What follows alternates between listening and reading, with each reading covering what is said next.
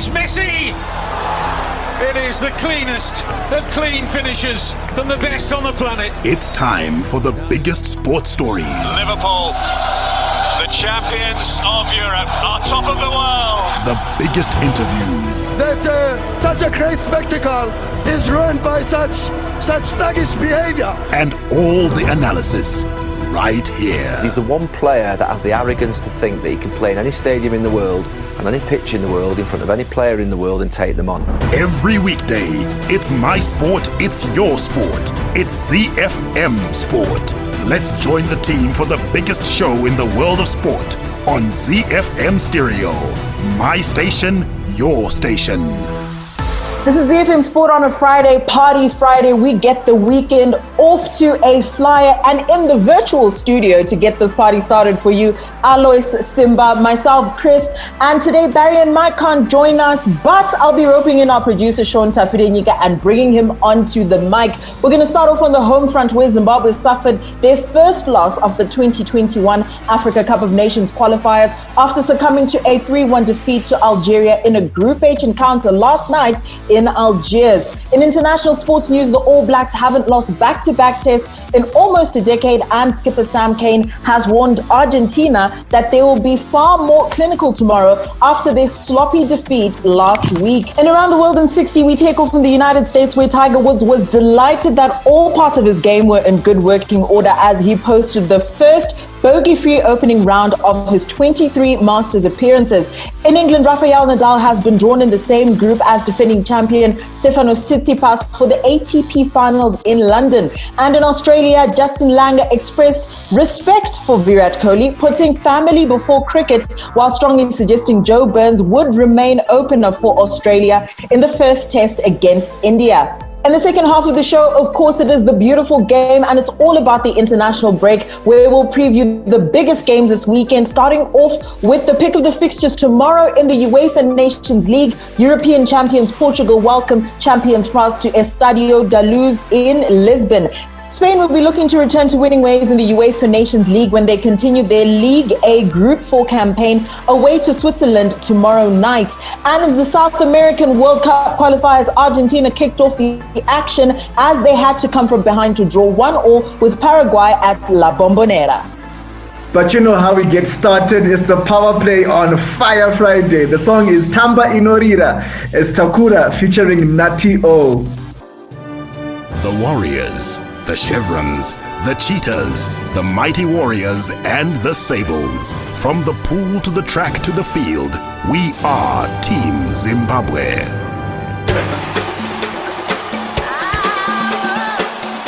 The Home Front.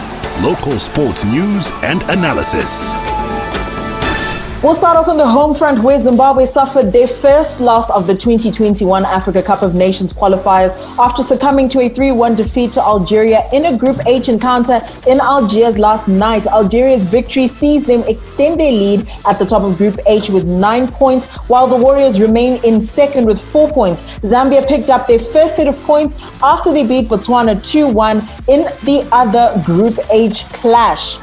The most logical place to start is the starting lineup. Elvis Chipezeze was in goal. In defense, Tendai Tarikwa, centre-back pairing of Alec Modimo and teenage Hadebe Divine Lunga also completing that defense. Your midfielders, Jordan Zamura, Ovidi Karuru, Marvelous Nakamba, and your front three, Kama Billiat, Knowledge Musona, and Tino Kadewere, who made up that tip of the arrow.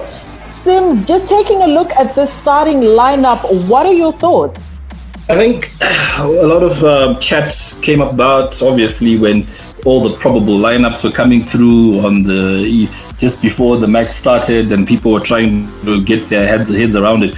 And the one name that kept consistently being thrown out was Ovidi Karuru, and people were not quite sure why or what it is, or maybe he's just so brilliant when he's called up and he's he's on good form when he's actually in training. Because when you look at club form, there wasn't much to talk about that would justify it, and even maybe to the point of the call-up. So it seems to have been something based on reputation and reputation alone. And when the match eventually played itself out, I think that then became one of our weakest links. And even though it took Coach Loga all of 75 minutes to make that change. I think a lot of people wouldn't have minded if that change of getting Ovidi out earlier would have been triggered. So I think from that starting lineup, I think the major hole that I would have picked on would have been the Ovidi one. Everything else obviously is still maybe a bit up for contention, but most of those other guys, based on where they've been and how they've performed for the Warriors in recent times, kind of picked themselves. And Sean, when it comes to these players, we've always said that we've got good playing staff, we've got players who are good enough to compete, but what's then important is how you construct that team, how the team plays. Did you see a certain style of play? Was there a particular formation you saw last night? Because a lot of people were saying that they just couldn't see how exactly the Warriors were intending to play. I could not understand it. I'll just be frank. I don't, you want to see sort of like the DNA of the coach, what he's trying to do, even if just early on, just at least structure.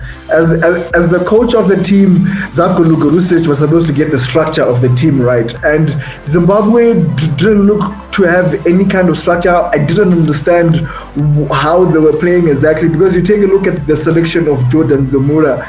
We are confused as to whether it was actually a back five or it was a back four, because Jordan Zemura seemed to be on that left side, but he wasn't doing a good job in terms of covering for Divine Lunga and helping him out, which is why Divine Lunga was exposed a lot of the time during that match. And then you take a look at his position. Okay, fine, he was in the midfield, but how was he helping out in midfield with Marvelous Nakamba and Ovidi Karuru? He didn't get on the ball as much. So where exactly was he playing? He just looked like a headless chicken for most of the match, and which is why he was substituted by Kudama Hachi, who actually, had a really strong contribution. And then you look up top. Yes, Tino Kadewere was wide at the tip, but we saw Knowledge Musona sort of playing in what was a free role, and we also saw Kama Billiard doing the same thing. So we weren't really understanding which channels they were sort of operating and how they sort of wanted to play. So it was more of a thing of, okay, Kama, you can play football, I can play football, let's figure this thing out, rather than there's a way that we actually want to play, which is deliberate. That is one thing that was really clearing, that we've got players with ability, but they just lacked the structure of a team setup. So that structure of a team setup, one of the most critical components is obviously the defense and how it was organized. Sims, in as much as we can say that, yes, we couldn't see a particular style of play, the defense itself was, I'm going to use the word shambolic. And for you, was there any kind of defensive organization last night? I think it's easier to then say there wasn't much of defensive organization, also because I think what is happening now, even in the era of modern football, is that you start to defend as a team. So within that defensive sort of midfield position, I don't think Marvelous Nakamba had the best of outings. But once that sort of happens, you kind of then expose whatever sort of frailties are going to happen in that back four. The back four, when you looked at them, yes, Teenage Khadebe playing reasonably well within a Turkish league point of view. But in terms of who necessarily was marshalling that defense, a bit tricky.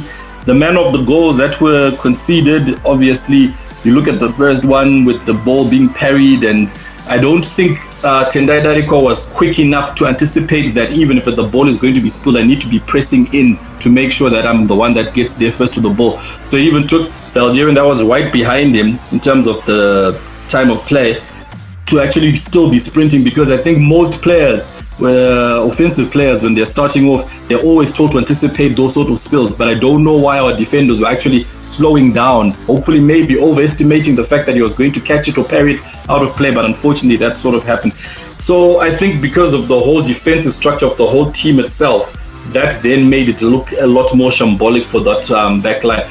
The one person who I think actually, after a lot of off-key performances, had a more solid game, ironically enough, would have been Tendai Dariko as well, because I think most of the times along that right channel of his, not much of the play was coming down that sort of side. Divine Lunga, like Sean has mentioned, seemed to have been under a lot of attack, but then again also because the person that was playing up top in front of him wasn't coming back to assist him. So I think easy for us to poke holes in the last four, but it's also because people up top were not necessarily playing their defensive duties as well as they should have been.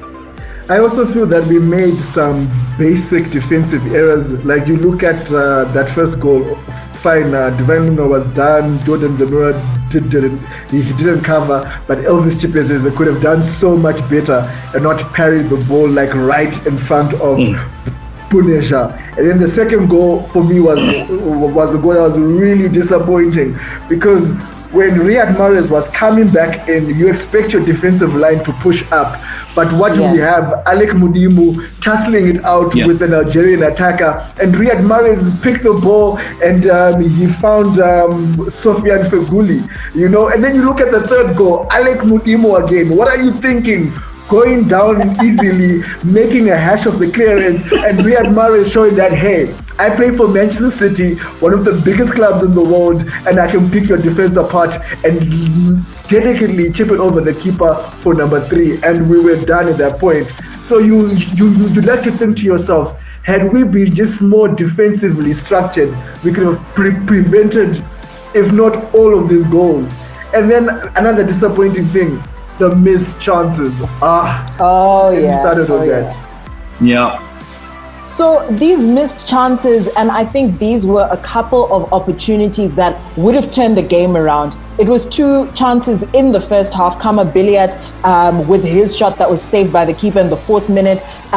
Really good start to the game. Tino Kadewere hit it over the bar from a Knowledge Mukusona cross a few moments later. So we've got these opportunities, and we can see that our team can play and we can compete with Algeria.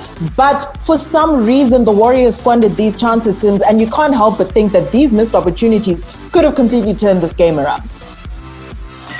Yeah, and the interesting thing about this is that we are all kind of sounding frustrated.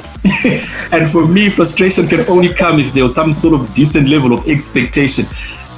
As the match was coming, was being previewed and all of that, not many would have given Zimbabwe a chance. I think we would already started to talk about only if Algeria play below the expectations and if Zimbabwe have the best sort of start and also those sorts of things. But the fact that it was a 3-1 defeat and still we had pockets that we could kind of look at and think that was a positive thing, I think is a positive thing in itself. So yes, looking at those opportunities, I was quite shocked that we started off on the front foot in that sort of manner, and I was hoping that was something that would continue. But obviously, knowing that the Algerians are a more seasoned and more professional unit, would have probably bided their time and been patient and known that once their chances came up, they have the better quality to put them away. And that was what was telling. Obviously, the Kama Biliat one, I would classify more or less as a half chance. But when you look at the Tino Kadewere header, at the very least, you're supposed to be hitting the target. And with the form that he was in, I think about at the time when he made that jump to League R, what we kept saying was, is this the time that the coaches will start to play him at the tip of the arrow? And what we also said was, for that to work, he needs to be fed good quality balls. And that did happen. But unfortunately, he fluffed his lines in that particular first. If those 2 goals had gone in, I think having Algeria playing in more almost panic mode, obviously the crowd wasn't there to kind of turn against them, but it would have changed the complexion of it. The defensive frailties that we're talking about would have kind of been cushioned by the fact that they would have been trying to chase down maybe at least a draw. But we didn't do that. And as they grew into our own defensive frailties, then cost us the match. And then what was even more frustrating is that when we came from the break, started to grow again into our own within the second half, there was a chance again for Tino Kadewere, one-on-one sort of with the keeper, didn't get the sort of clean contact that he desired. And for me, probably the hardest sort of chance to get is the one that he eventually executed, which is good for him in a sense going forward into the next encounter on Monday. It kind of gives him a sense of belief that he can reach that defense. But the quality of that finish is what was sorely missing. The quality of the chances, good, but the quality of the finishing, not so good. So hopefully within these next few days, it's something that can be worked on. We hope that Coach Loga saw what he needs to work on and is going to be working. But before we preview Monday, let's take a quick look at the social media that's at ZiFM Sport. These are tweets coming through, and this is Peace Rugare, and he says they gave Algeria too much respect in the first half and a bit unlucky on Kama and Tino's first half attempts. Second half was better with a steady keeper, and the few times they stringed one or two passes were good, except for the final pass. The Prince needs to come in at the National Sports Stadium. And while we're talking about the Prince, someone else concurs. This is Terrence David, and he says we really need to give the young players a chance. Mahachi is always on the bench. Prince Dube, King Nadolo, those guys I feel are the powerhouses, especially after that first half. The Karuru part, I don't know, but that was not a good choice. Sean, just taking a look at those remarks, do you have some similar thoughts when it comes to taking a look at the impact that Kudama Hachi had on the game? Is there some credence to this? And also, do we have a kind of over-reliance on our players who are just playing overseas, and therefore we think, you know what, these are the players that need to be coming in and starting the game for us? I do think that we have an over-reliance on our players who are playing overseas, because the fact of the matter is, I'll put Knowledge Musona forward together with Prince Dube, who's been the informed player. It's very clearly Prince Dube, but Prince Dube is playing out in Tanzania, and Knowledge Musona is the captain, plus he's playing out in Belgium. So he'll probably get the nod ahead of Prince Dube, which I feel like shouldn't be the case. We should be selecting the team based on form. And if you take a look at it, when Kudama Hachi came in, he looked like a busy player. So you think to yourself, if Lugarusic was watching the DSTV Premiership, you would have seen that, Kudama Hachi is playing some good football at the moment, and he would have warranted at least a place in the team and not to come off the bench. So I feel like the coach doesn't really know who his players are, and right now we are just putting players with ability. This is our golden generation after all, which I feel it also raises our level of expectations, because you take a look at that match last night with what looked like little preparation. They just went in there, but they managed, to actually compete, So you just think that with an extra 20% that is coaching and structure, Zim can actually do something. So Sims, just taking a look at some more tweets coming through here. This one is from Farai Mwakutuya. Yes, Farai, I'm calling you out. He says, in his defense, Coach Loga hasn't had enough time to prepare, and all the players he wanted weren't available. If you take a look at the performance last night, is it necessarily a case of a lack of preparation or possibly a lack of skill in our coaching department? I would start with the preparation. I think it's a bit of both, but obviously it's the preparations more so. I think with preparations, you can then work on the so-called combinations that are necessary for you to know whether the form that Prince Dube has been exhibiting in Tanzania actually translates to the same sort of form that's needed to have good combinations with the players that now surround him in a Zim national team sort of setup. So I think what invariably then continues to happen time and time again is not Loga's doing. It happened before him, even with Mofu and Mofua's day. It happened before him, even when Norman Mapeza was at the helm. Is that there isn't enough time. So at the end of the day, it's almost seemingly the pedigree or the reputation of the player is what then gets him the starting nod. What I would hope would then happen is that would start maybe the way we ended that particular match. Have the likes of Kudama Hachi start the match and not necessarily look at the pedigree of how this person is playing and training at Bournemouth, and we've only got maybe 2 days to assess them. And in those 2 days, you cannot make a meaningful assessment of a player, no matter how good they are. So I think that's where the issue mostly lies for me in terms of the preparation. And obviously a lot of that then points to the top. Are we getting the right people in the administration that can make sure that when these players are called in, they're also feeling a measure of positivity and confidence that I'm going into a training camp that is well structured, and by the time we then get on the plane to go and play this match, the final lineup is kind of known because we've seen how it's been portrayed within a training context. But what we are hearing most of the time is Kudama gets on the plane and lands more or less at the same time, maybe with the team at the team that they're playing. So at what point is Loga going to get a chance to assess them? Yes, you can watch him playing for Kaizer Chiefs, but it's never the same. You need to be able to instill your particular ethos on those players when you have them under your care. So it's all going to be about time. For as long as we don't give our coaches enough time, these are the sort of the results that we're going to get. and will always be frustrating, like Sean keeps saying, being competitive, but never fully getting the most out of this golden generation. Golden generation of players, and they're going to be going up against Algeria. That match is at the National Sports Stadium. It's going to be behind closed doors, and it starts at 3 p.m. Sean, any amendments you would make to that team watching Algeria? What sort of tweaks would you make? The star players have to perform. I'm pointing the finger at Marvelous Nakamba. He needs to do better, in the Warriors team. Kama Billiard needs to do better. Tino Kadewere needs to be bearing chances when they're presented to him. Knowledge Musona needs to play well. So the star players in the national team need to start delivering the goods, because as we have seen, we can't really rely on our coaching at the moment. Okay, guys, I won't let you go without doing this. Your predictions for Monday.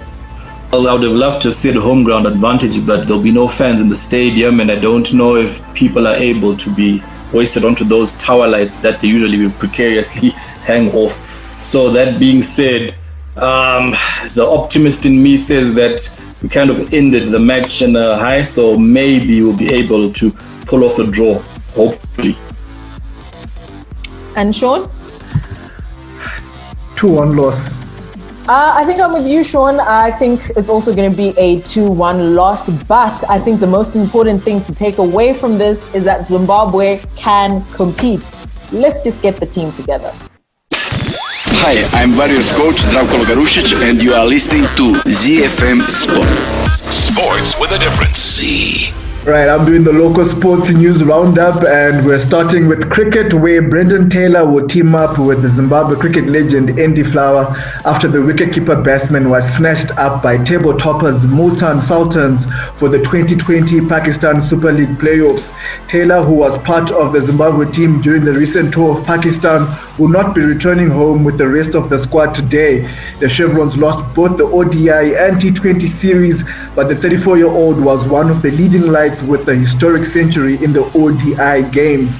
Across to golf news, Clive Nguru believes they are facing challenges as local professional golfers because of lack of playing time. Nguru was tipped to be one of the finest among the emerging crop of local golfers during his junior and amateur ranks, but he says he is no longer enjoying the sport since he turned professional. The former Prince Edward student believes COVID-19 and a lack of sponsorship has affected many professionals. And finally, let's wrap it up with some wrestling news, where in a bid to promote the growth of wrestling in Zimbabwe, Japanese coach Kazumi Suzuki has promised to assist athletes in the country with proper gear to ensure their safety when in action. He made the promise at a talent identification and training program that was held last week at Kenzem College. At present, Suzuki is working as the security officer at the Embassy of Japan in Uganda. And I should make it clear that this is the sport of wrestling, not WWE. Hi, this is Mike Madod, and you can catch me and the team for all the latest breaking news out of the world of sport, local as well as international, on your favorite station, my station, your station, ZiFM. We are Z-Team on ZiFM Sport. Z. From the front of the grid to the back of the net, it's ZiFM Sport. International Sports News Roundup, where the world comes out to play. The All Blacks haven't lost back-to-back tests in almost a decade, and skipper Sam Cane has warned Argentina they will be far more clinical tomorrow after their sloppy defeat last week. New Zealand were upset 24-22 by Australia in Brisbane, a rare loss that saw coach Ian Foster axe 10 players and name a near full-strength team to try and avoid their first consecutive defeats since 2011. Sam Cane said they had learned their lessons and were chomping at the bit to take out their frustrations on the Pumas and their Tri-Nations opponents in Sydney. Let's hear from him. Yeah, look, we obviously weren't overly proud of last week's performance, and we had come out of the review at the start of the week with some pretty clear focuses. Obviously a few changes to the side as well, and got a few guys that are freshened up, but you know, are match ready as well because they've played a wee bit of rugby this year. So we'll be going out there and for sure looking to put a much improved performance out there, and one that we can be proud of. Look, we've been pretty much just focusing on the things that we want to get better at. So we're looking to play a fast, up-tempo game this weekend. Yes, continue to work hard on our set piece. So a lot of the messaging, I suppose, is pretty directly related to rugby. I don't feel I have to, try and motivate the team as such to play well. They've got a bit of an edge about them already. So Sims, the All Blacks are edged 24-22 by Australia, red card thriller of a game, and they're going into this at full strength. We know what a kind of hurt All Blacks side looks like, and surely this is going to be something, the kind of match that the Pumas will be kind of dreading. Yeah, absolutely dreading. I think when you're saying we know what kind of team the All Blacks are when they're bouncing back, that's why they've got that record of nearly a decade of not losing back-to-back matches. They're the worst team to be wanting to play after they've just been smarting from a defeat. And unfortunately, that's the position that Los Pumas find themselves in. And to make matters worse, their preparations have not been the best either. They haven't had much game time. They've had some coronavirus interruptions in there as well. So they're coming in pretty much cold into a match where the All Blacks have had at least 5 test matches. Most of their players have been playing the domestic rugby matches as well. So they're really fine-tuned, which is why they can even make these wholesale changes and bring in a full-strength squad. So I'm not really seeing much for the Pumas except the fact that it's a fixture that they needed to fulfill and hopefully build up from there. So Sean, like Sims is saying, the Pumas are going onto this on not a great footing. They are going into this pretty much dry. They have also had a number of players contract COVID-19. Things are not looking great in the Argentinian camp. Is there anything off of the last 3 performances from the All Blacks that you can look at and say, okay, maybe these are some weaknesses that they can capitalize on, especially in this scenario where they're going very much in as the underdog? See, the thing that we always say is that you don't necessarily beat the All Blacks beat themselves. So in terms of what the Pumas can do, I don't think they can do much. They can only hope that when the All Blacks come out, they are not at 100%. But hearing what Simkin was saying, that they really want to come out, play faster, be more intense. So and you look at that team, full strength to the tilt. You already mentioned the problems that Argentina have at the moment. I really don't see where the weaknesses lie. Argentina will have an element of surprise because in preparation for this game, the All Blacks weren't able to get much tape on Argentina since they haven't played a test in over a year. And Argentina now have Michael Sheikha, the former Wallabies coach, as a coaching consultant. So maybe he may have some strategies. He may be whispering some few things to the Pumas. So they come in as an unknown quantity in a way. So that could give them a little bit of an advantage. I don't know. But against the All Blacks, it's just hard to pick at anything that you say they can beat them there. Because if the game is being played in the air, you know that the All Blacks will come to the party. If it's a physical game, the All Blacks will be dominant. If you guys want to play running quick rugby, we know the skill set that the All Blacks have. So this game is going to be very difficult for the Pumas. So I'm just banking on something out of left field and a bit of a surprise that maybe maybe Argentina will be able to compete. So the Pumas kind of going into this, like Sean said, as an unknown quantity. But we do know for the All Blacks is that Beauden Barrett has relinquished his preferred number 10 jersey to the reinstated Richie Mo'unga, while wrecking ball winger Caleb Clark returns to the starting 15 along with scrum half Aaron Smith. Sims, what do you make of those changes on the All Black side?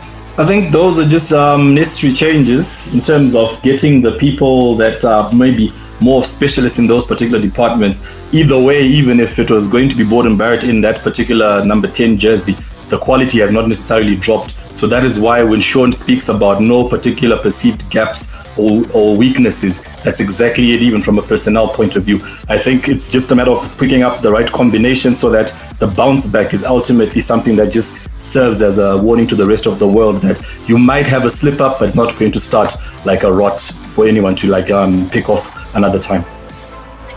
So this looks like one of those games that the All Blacks go into at full strength and leave another team absolutely decimated. You can let us know your thoughts on 0731168045 or drop us a message at ZiFM Sport on Twitter and Facebook. There's more rugby action in South Africa. Super Rugby unlocked. The Griquas take on the Sharks and the Stormers will be up against the Cheetahs. Hi, I'm JC Kriel, Springbok and Blue Bulls backline player. You are listening to ZiFM Sports. Around the world in 60 seconds. International sports news. We take it from the United States, where Tiger Woods was delighted that all parts of his game were in good working order as he posted the first bogey-free opening round of his 23 Masters appearances. Woods made 4 birdies and kept the blemishes at bay in his 68, only the second time he's broken 70 in the first round at Augusta National, although that left him 3 strokes adrift of early clubhouse leader Paul Casey. We'll head over to England, where Rafael Nadal has been drawn in the same group as defending champion Stefanos Tsitsipas for the ATP Finals in London. The tournament, which starts on Sunday, will be held behind closed doors for the 12th and final edition at the O2 Arena before it moves to Turin next year. It's also the 50th anniversary of the first staging of the event, and the 2 round-robin groups have been named Tokyo 1970 and London 2020. And we'll touch down in Australia, where Justin Langer expressed respect for Virat Kohli putting family before cricket, while strongly suggesting Joe Burns would remain opener for Australia in the first test against India. India skipper Kohli and his Bollywood star wife Anushka Sharma are expecting their first child in January, and he's set to return home after the opening test in Adelaide ends on the 21st of December. Given the superstar batsman would have had to quarantine again for 14 days if heading back to Australia, it appears certain he will miss the final 3 tests in Melbourne, Sydney and Brisbane. Hi, I'm Clemens Matau, chicken in midfielder. You're listening to ZiFM Sports. The big leagues, the big teams, the big players. The beautiful game on ZiFM Sport. As usual, we make sure that we give you the best weekend preview. And today in the beautiful game, we're going to be going through the Uefa Nations League, and the pick of the fixtures sees European champions Portugal welcome champions France to their Stadio da Luz tomorrow. The 2018-19 Nations League winners warmed up for this crucial encounter with a 7-0 thrashing of Andorra, but France's friendly saw them suffer a shock 2-0 defeat to Finland on Wednesday. Sims, both of these sides a little bit topsy-turvy. How do you see this playing out? Yeah, topsy-turvy. The good thing, I suppose, from a Portugal perspective is the fact that if the old cliche is true that you're only as good as your last match, then you'd rather be Portuguese right now with that 7-0 thrashing of Andorra. However, the French, being World Cup champions, and that keeps being brought up because that's the tag that they still have, are always going to be a team that gives you a good run for your money if they bring their A game. Obviously, a lot of debutants got their chance against that match against Finland. I expect a much changed sort of setup and starting lineup for this encounter as both teams bring their best players to the fore. So obviously Cristiano Ronaldo to start and hopefully continue with his goal scoring record. But going forward, these two teams are almost starting a bit of a modern day like rekindled rivalry, because almost at every given turn they're being picked against each other. And this serves also as a precursor to the Euros next year when they're in the same group as well. So this is an important match. Hopefully it goes on to be a humdinger. Sean, France suffered that shock defeat. And if you're Didier Deschamps at the moment, taking a look at just that last match, what are some of those changes that you're going to be making to ensure that you don't lose this match against Portugal? You have to bank on your stars. I mean, you have to get players like Kylian Mbappe back in the side, Antoine Griezmann, Anthony Martial, N'Golo Kante, all those big hitters for France need to be back in the team. But the thing is that I'm also quite worried about the French side, because even if I look at the big stars at the moment, they're not playing well. They are horribly off form. You take a look at Antoine Griezmann. We've seen how he's been playing for Barcelona at the moment. Things not quite coming together. N'Golo Kante is in he's in a matchday squad for Frank Lampard, and then the other week he's not in there. So France at the moment, they just don't have enough players who are playing regular football. And you also take a look at Raphael Varane, who looks like he can't play football if he's not playing aside, what's his name, Sergio Ramos. So I'm worried about France, because if you look at it, when they played Portugal in the reverse match out in France, it was a goalless draw. So you look at that result as a positive result for Portugal, and now Portugal are going to be at home. So I know that home advantage hasn't been counting for much, but I feel like that will give Portugal a little bit of an advantage against this France team. So I'd say that Portugal look like they're good for the win here. Heading into Spain now, they'll be looking to return to winning ways in the UEFA Nations League when they continue their League A Group 4 campaign away to Switzerland tomorrow night. La Roja are currently top of their section with 7 points to show from 4 matches, while Switzerland are bottom, having only picked up 2 points from their 4 fixtures. Sims, if you take a look at this, Switzerland, first of all, in a bit of a tough group, but Spain making sure, and they will be making sure in this match, that they manage to get back to winning ways. Yeah, the form book is obviously favoring the Spanish right now, even the pedigree. And I think from a Swiss point of view, they knew, like you've alluded to, that it was going to be a tough group, being in the same group with Spain and Germany. They fancied themselves, though, to be coming at least third. But the fact that they find themselves bottom of that group, having fallen behind even Ukraine, I think is what they'll be smarting from.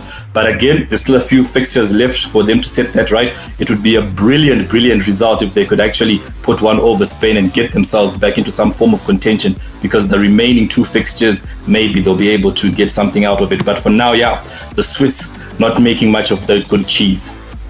So Spain are currently on top of Group 4, Sean, and they need to get back to winning ways. They've picked up 7 points from their 4 matches in the section, and that leaves them a point ahead of second place Germany. This is a must win for them, and they need to be staying at the top of this group. Yeah, definitely. They need to be staying at the top of this group, and they're playing the side now. If you look at the group, where that's the side that you want to pick up points from, and that happens to be Switzerland, unfortunately. So you're expecting nothing less than 3 points. We heard during the midweek where the Spanish coach was talking about how we will only see the real Spain team at the Euros, but this is the foundation of it. You can see the direction of how they are coming along and how they're trying to blood in these new exciting players like Ansu Fati, even though he's going to be out for this one. And we saw Hector Bellerin being roped back into the lineup, perhaps as cover on that right fullback spot. So right now I see that Luis Enrique is putting the pieces together for that Euro team, but at the same time they need to perform well in this competition. So 3 points. Anything less than that will be unacceptable against the side where you're supposed to be picking up points from. So they definitely need to be picking up points from the Switzerland side. But Switzerland themselves in dire need of almost saving face in this particular group, Sims. They need to do something. They need to be able to get a win here. Spain are not necessarily, in as much as they're top of the group, if we're taking a look at form, they're not necessarily as threatening as they usually are. Is this the opportunity where Switzerland can actually pick up some points? The opportunity is always going to be there, because I think, as has been mentioned, the Nations League continues to be like a souped up sort of series of usually friendlies. This is where, before the Nations League was brought about, nations would actually rest a few of their players. So it seems the bigger nations that have got the depth have kind of continued in that sort of vein, sprinkled in a few stars, because at least at the end of this there's a bit of a trophy. But for the likes of Switzerland, it still continues to be a chance of like low-hanging fruit, an opportunity to then get into the knockout stages, and then before you know it, maybe see yourself in a final, which hasn't happened for them in a very long time. So this is where it could start, but it would also be where it could end. Both Spain and Switzerland need to pick up wins in this particular match, and we'll find out how that plays out tomorrow night. All right, there's going to be more UEFA Nations League as teams are looking to book their spot into the semi-finals. England are back in the Nations League and will be away to Belgium on Sunday. And they actually warmed up for this match. They produced a dominant display last night, beating the Republic of Ireland 3-0 at Wembley. Now, first half goals from Harry Maguire, Jadon Sancho set Gareth Bale's side on their way to victory before Dominic Calvert-Lewin, he scored a penalty which sealed that 3-0 win. So England looking in good nick because of that friendly, and now they take on Belgium, a side that they beat in the last international break, Chris. So England definitely coming into this in good nick. That win against Republic of Ireland that you mentioned, 3-0, but just taking a look at their last few performances, England haven't been necessarily in any doubt of finishing well. I think what's been in question is is Gareth Southgate the right person to extract maximum value and as many points as possible from this particular group of players. But I think slowly, and in fact, we were seeing already the fruits of it, he's able to extract that. The players are playing well and England going into this very strong. And on that question of Gareth Southgate, of is he the right person to extract value out of this team, his team selection will be telling. And Simba at the moment, if there's something that's dominating the storylines, it's who should he play? Jack Grealish or Mason Mount? He seems to like Mason Mount better, but Jack Grealish, every time he's wearing an England shirt, he's putting up performances. Yesterday he had an assist. So if you were Gareth Southgate, how would you go about in terms of selecting your team and choosing who should be sort of the creative hub of the England setup? It would be Jack Grealish, but I kind of understand where the frustration for him would be coming from. For the longest time, he's put in a system that did not necessarily have this almost near genius maverick-esque sort of player in it. It was almost favoring the ones that are a bit more disciplined but still have the ability to kind of pick a pass. So you look at Mason Mount, you look at Maddison, those were the players that seem to have been favoured in the previous thing. And because England kept getting the victories, there was one of those things that if it ain't broken, why try and fix it? Unfortunately for him, England have continued to win, like we said, and then Jack Grealish's form for Aston Villa has continued to soar. And every time, like you've also mentioned, he's put on that England shirt, he hasn't necessarily disappointed.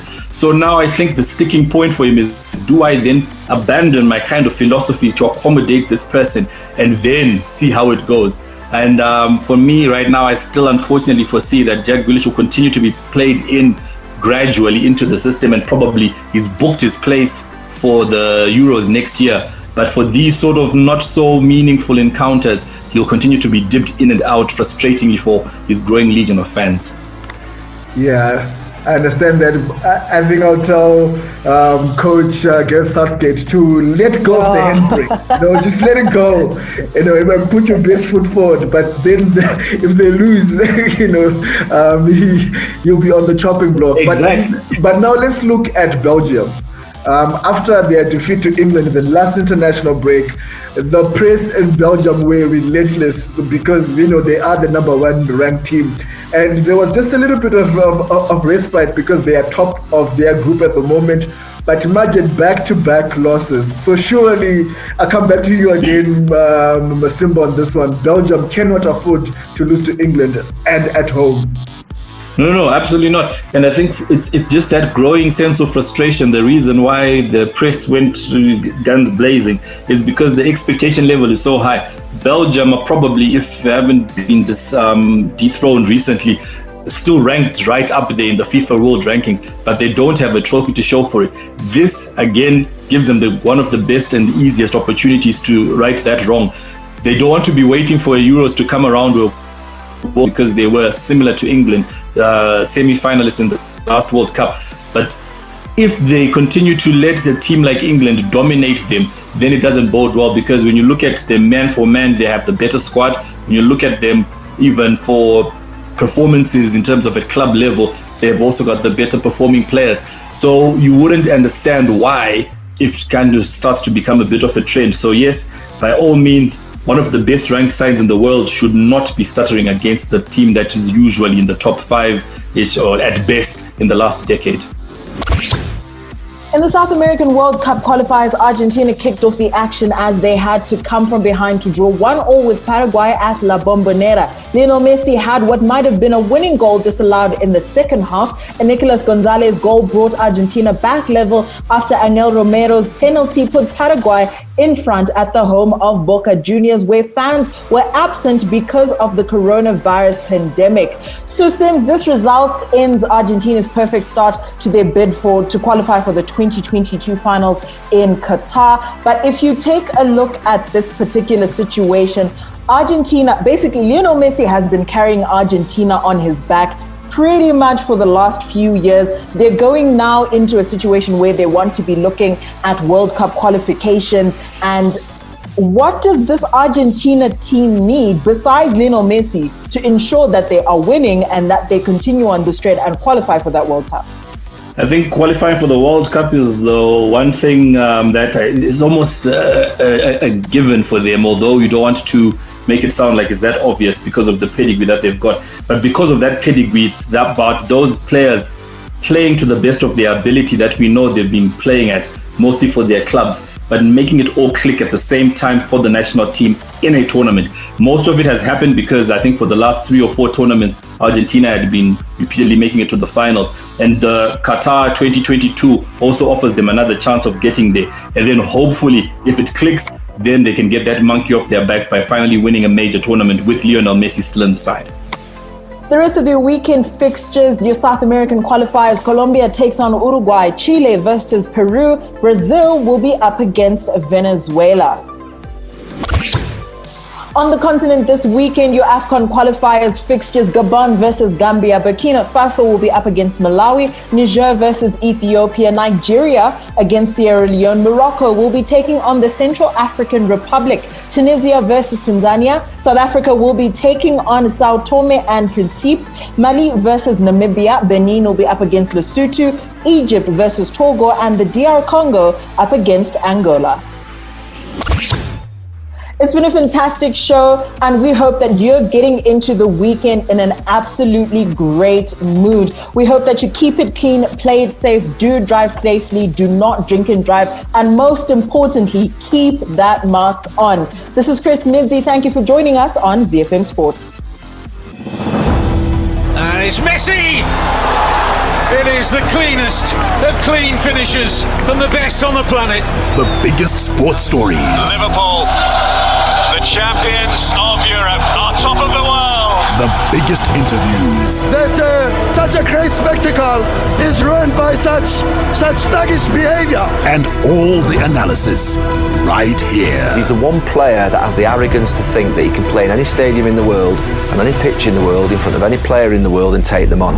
Every weekday, it's my sport, it's your sport. It's ZiFM Sport on ZiFM Stereo. My station, your station.